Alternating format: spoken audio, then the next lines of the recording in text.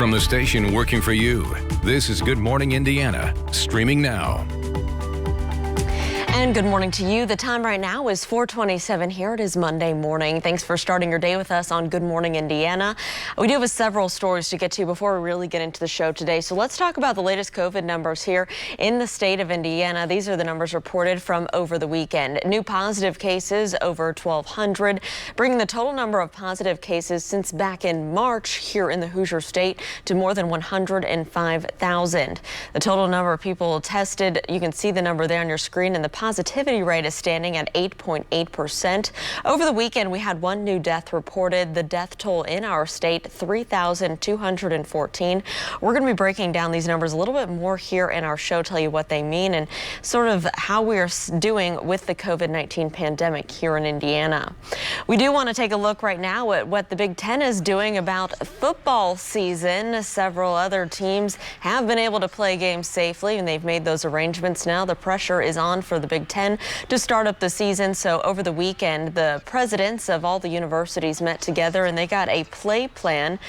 But we don't have any decision on if or when the football season could start for the Big Ten. But this is something we'll obviously be keeping a close eye on, especially for all the fans of Purdue and IU here in the area. So we're going to let you know what the decision could be and what they were meeting about yesterday as all the presidents got together. They need at least 60% of the teams to agree on that. Let's take a turn right now to our forecast with Todd Clausen.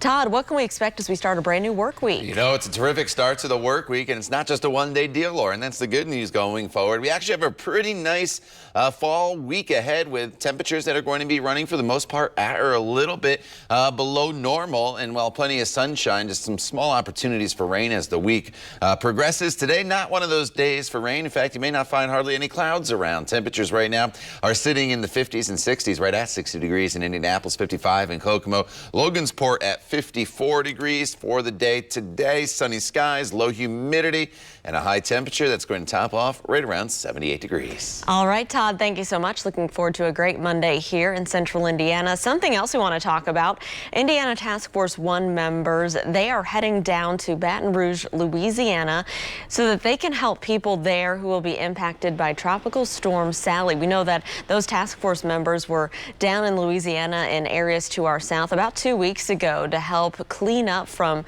Hurricane Laura as it moved through that area. So now they're heading back down there, and we're going to hear from members of Task Force 1 and see what they'll be doing. Plus, we'll be talking about the need for some help as we're dealing with a lot of national disasters across the country right now. We'll have that story plus news, weather, and traffic coming up here on Good Morning Indiana.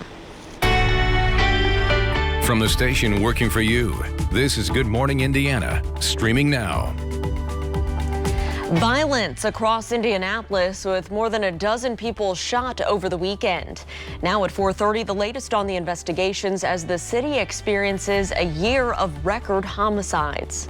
Plus, the travel industry continues to be hit hard by the pandemic. This morning, we're hearing from leaders at the Indianapolis International Airport on how they're coping with the loss of revenue.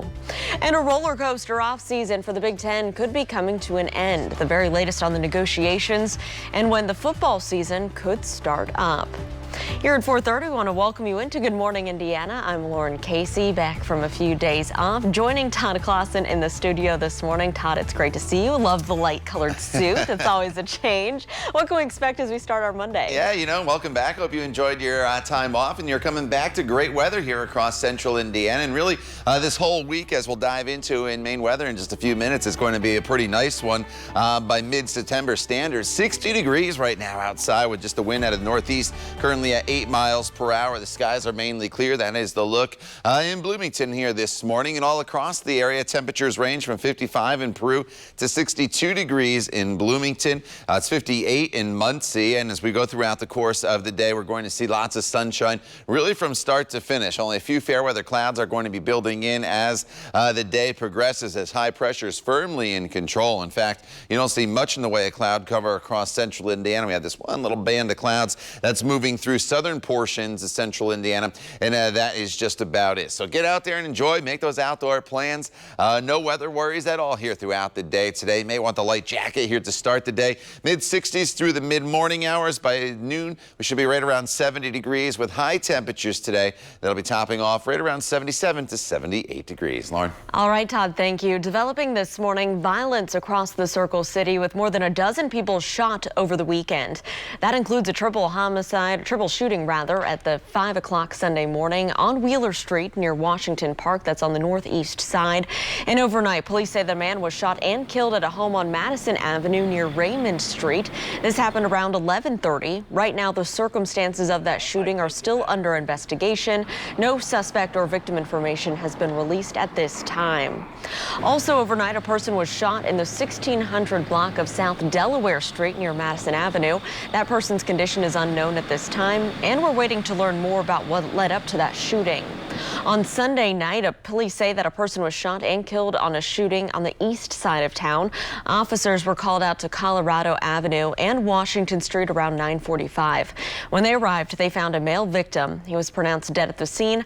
Homicide detectives are investigating. As always, if you have any information that can help police solve any of these crimes, you can leave an anonymous tip with Crime Stoppers by calling 317-262-TIPS. That number is 317-262-8477. At 4:33, as we told you last week, Indianapolis is just one of several cities on track to experience a record number of homicides. If the current pace continues, there will be around 195 criminal homicides and 230 total homicides by the end of the year. So we took a deep dive into the current trend, and we spoke with an expert about the reason behind this spike in deadly violence. We have an in-depth report, including informational graphics and more on IMPD's response and efforts to curb the violence. It's all online. You can find that information on our website, WRTV.com. Let's turn now to the latest on the coronavirus pandemic here in our state. More than 1,000 new cases of the virus are being reported by state health officials. 1,249 COVID-19 cases were reported between August 27th and Saturday. That brings the total number of positive cases in our state to 105,804. More than 1.7 million Hoosiers have been tested for the virus so far. 8.5% of those have tested positive. That's a slight dip from last week. One new death was also reported over the weekend. 3,214 Hoosiers have died with COVID-19 since the pandemic began. We know the travel industry is one of the many that's devastated by this pandemic. Several airlines plan on cutting tens of thousands of jobs in the coming months. The drop in travel is also impacting our airports. So we spoke with the executive director of Indianapolis International Airport Authority, Mario Rodriguez. He tells us that air travel in Indianapolis fell about 95% in the early weeks of the pandemic. Right now, business is at about 35% of the numbers we saw in 2019. Rodriguez says that it could take years for this industry to fully rebound, and it's likely not going to be the same as it was before COVID-19. In maybe 3 to 5 years, we may end up between 2024 and 2026 recovering, and also it's transformative. So the industry, although will still be part of the fabric of society here in the United States, it may be a little bit different. There are some positive signs for the airport, however. Flights to St. Louis, Memphis, Fort Lauderdale, Fort Myers, and Cancun, those have all been added since the pandemic. At 4:35, we could learn this week if Big Ten football will return this fall. University presidents met twice over the weekend, and they were presented with a return-to-play plan on Sunday. But a final decision is still to come. That's according to ESPN. A potential start date of October 17th is being considered. That would allow the Big Ten to complete the regular season before the college football playoff selections are made. The Big Ten has been under intense pressure to play ball after the presidents voted to postpone the fall sports over COVID-19 concerns. At least 60% of the member institutions, or 9 of the 14 teams, would have to agree to play. Now to the NFL. A key member of the Colts took a knee during the national anthem. Before Sunday night's big game, head coach Frank Reich knelt while the rest of the team linked arms. After the game, Reich addressed the gesture, saying in part, quote, "This decision was made by players and coaches collectively. It was a well thought out process and supports our stance in making a meaningful change," end quote. The team also released a statement on Twitter which reads in part, quote, "Today our football team made a statement on behalf of the black communities in our state of Indiana, but also on behalf of all black communities from where our players and coaches call home. To be clear, we were not protesting the flag, the anthem, or the men and women who wear the uniform. The timing of this action is meant to highlight the presence, power, and oppression of racism remains inconsistent with the unity and freedoms of what it means to be an American," end quote. You can read that full statement online by going to WRTV.com. And the Colts will be looking for their first win in next week's home opener. Our Brad Brown shows us what went wrong in a frustrating Week 1 loss. Jacksonville was the only NFL stadium hosting fans on this first Sunday of the regular season. Roughly 17,000 watching the opener. Phillip Rivers playing his first game in a Colts uniform. The 38-year-old quarterback came out with an aggressive start to the offense. The first drive of the season would end with a touchdown. Nyheim Hines breakthrough for the first score and a 7-0 Indy lead. Hines would add a second score in the second quarter. It would also be Rivers' first touchdown pass as Colts quarterback. Indy took a 14-7 lead with that one. As for Rivers, he put up some impressive numbers on Sunday, but interceptions proved to be a problem. His first of the day throwing into traffic got picked off by rookie C.J. Henderson. That would lead to Jacksonville's first touchdown. Rivers threw another INT early in the fourth quarter, but caught a huge break with a defensive penalty against the Jaguars. Colts managed a field goal out of that one. They took a 3-point lead. Speaking of field goals, new kicker Rodrigo Blankenship making his Colts debut. He closed out the first half with his first make. That put the Colts in front when they headed to the locker room.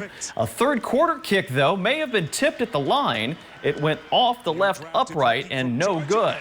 The game would ultimately come down to the fourth quarter. Jacksonville taking their first lead of the game with just under 6 minutes to go. Gardner Minshew throwing his third touchdown of the afternoon. Jaguars went up 24-20. On the next possession, Rivers gets picked again. Jags got great field position out of that turnover. The Indy D would hold to just a field goal and kept the margin at 7. Colts get another drive, just under 3 minutes to go, but the Jacksonville defense was up to the challenge. Rivers passed to T.Y. Hilton, batted down by Henderson on fourth down, and the Colts lose in Week 1 again. 7 straight, 10 times in the last 11 years they start 0-1 as Jacksonville comes away with a 27-20 win.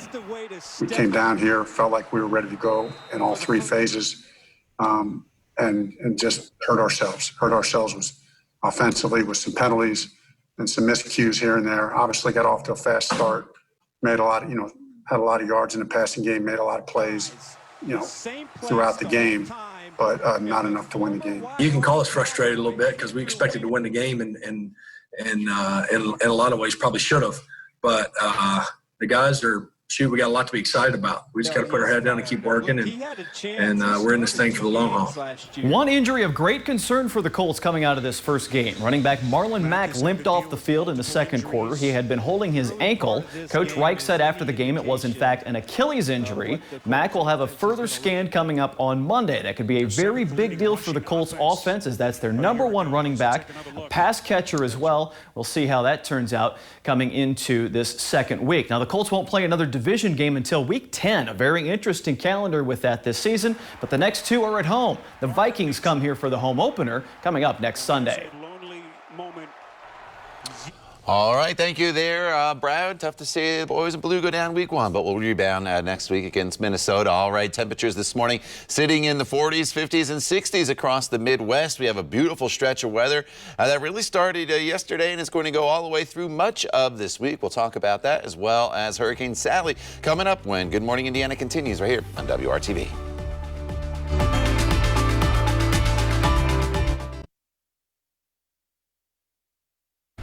Welcome back. Now to the campaign trail and President Trump in Nevada, a battleground state that he lost back in 2016.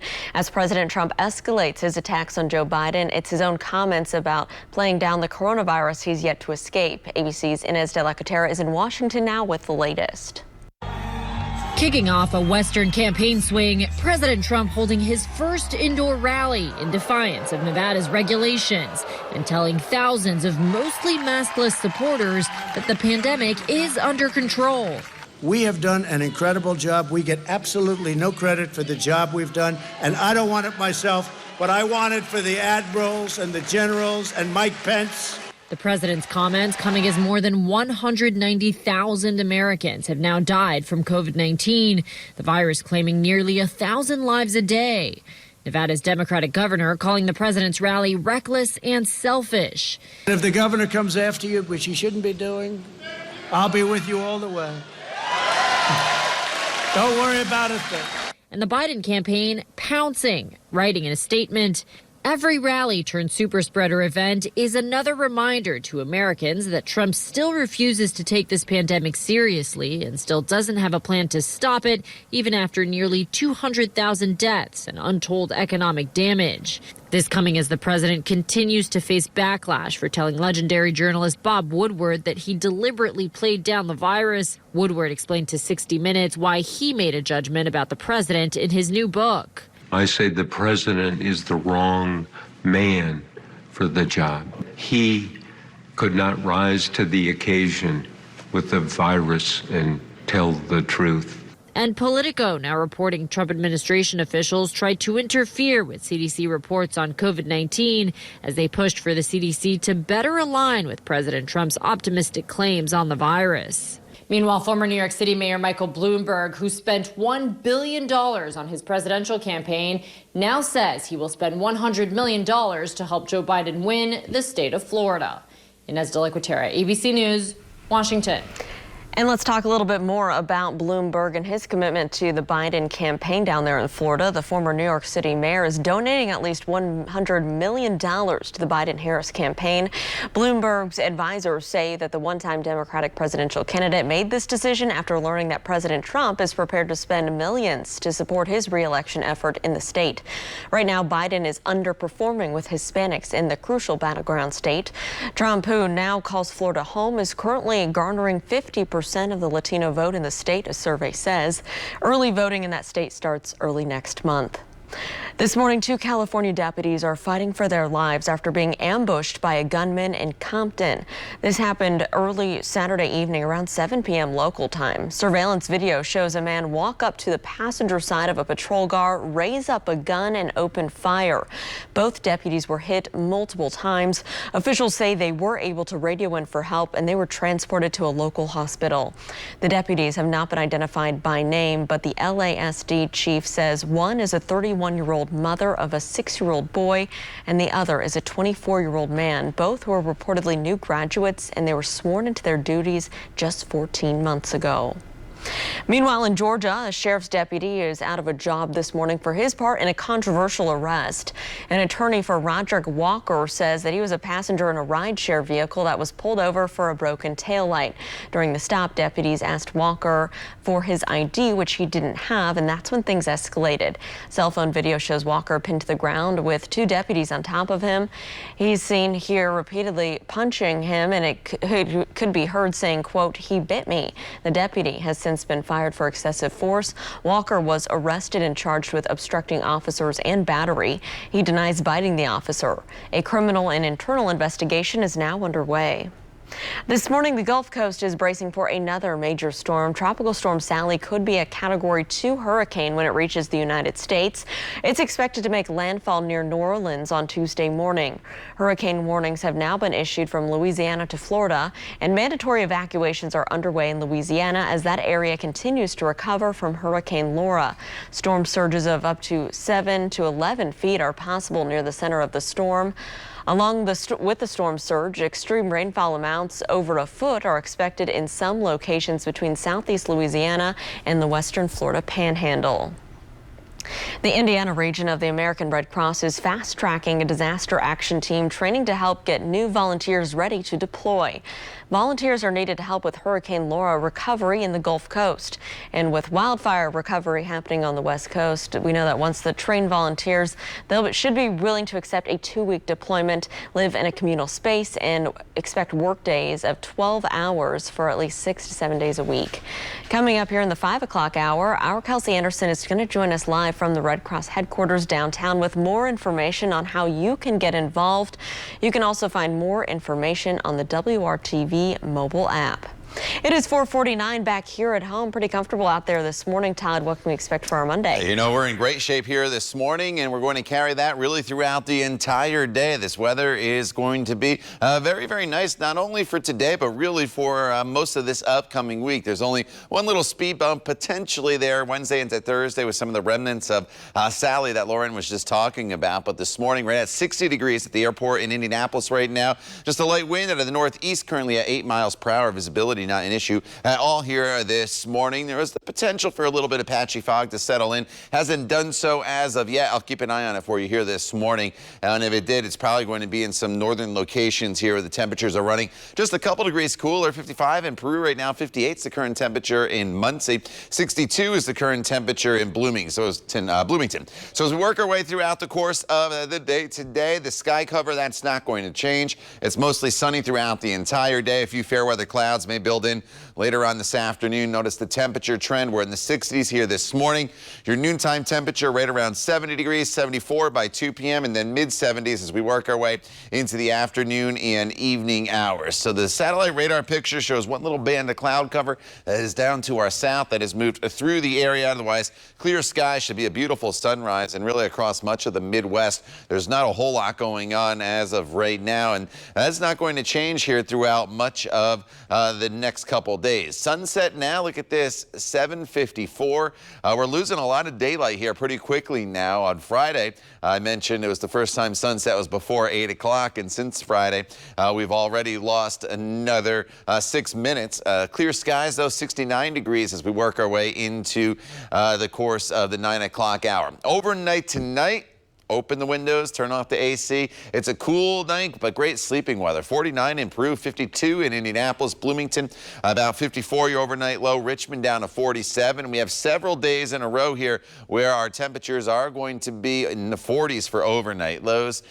For tomorrow, mostly sunny skies. Once again, today and tomorrow, very similar to each other. There's not going to be a whole lot in the way of change. And as we work our way into Wednesday and Thursday and then Friday, we'll start to bring in the potential for a few spotty showers, and that's all going to have to do with where Sally goes. And the very active tropical scene right now, we have Sally, then we have a couple other storms. This is Paulette near near Bermuda, and then as we work our way into the western portion of the Atlantic there, we are looking at some tropical depressions. But here in central Indiana, look at the sunshine. A little warmer Wednesday with a few showers possible, but we may be able to take those showers out depending exactly what Sally does. And then Friday, Saturday, Sunday, look at those temperatures. Saturday morning, potentially all the way down to 45 degrees. Wow. All right, Todd, thank you so much. Let's take a look right now on the near east side at traffic as you're heading out the door to start your Monday morning. This is I-70 at Rural Street and Keystone Avenue.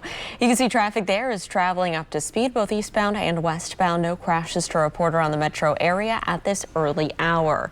So a Wisconsin teacher made a music video to welcome kids back to a unique school year. We'll have his story coming up next, just after the break. Stick around.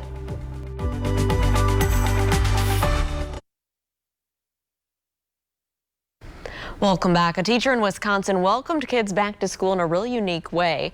Paul Miller says it's tradition to start the school year off by singing a song for his students. But this year the students are not coming to school. The schools are still completely virtual. So we made a music video instead set to the Friends theme song. Check it out. So no one told me school was gonna be this way.